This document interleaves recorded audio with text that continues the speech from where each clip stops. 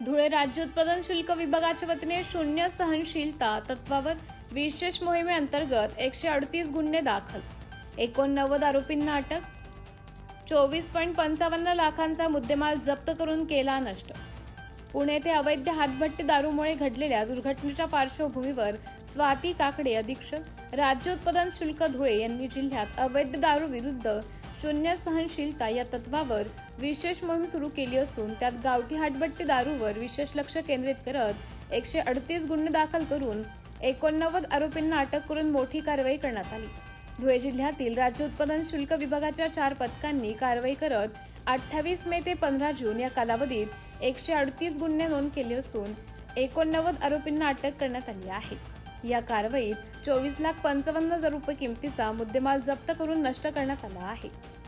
सदर कारवाईत एकूण 54,505 लिटर गावठी दारू बनावटीसाठी लागणारे कच्चे रसायन, 2,286 लिटर हातभट्टी दारू, 2,132 लिटर ताडी नष्ट करण्यात आली आहे। तसेच 63 बल्क लिटर देशी विदेशी मद्य साठा जप्त करण्यात आला आहे। सोबतच आरोपींकडून सदर कामासाठी वापरण्यात येणारे साहित्य देखील उद्ध्वस्त करण्यात आले आहे। राज्य उत्पादन शुल्क विभागाकडून अवैध हातभट्टी दारू निर्मिती व विक्रीवर कारवाई मोहिमेअंतर्गत धुळे जिल्ह्यातील संवेदनशील गावांमध्ये नदी, नाले व तलाव काठच्या परिसरात डोंगराळ भागात अचानक छापेमारी वाढवण्यात आली आहे।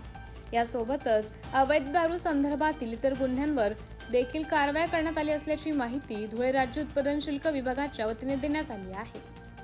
MTV न्यूज साठी जिल्हा प्रतिनिधी माहेश्वरी शिसुदे, धुळे।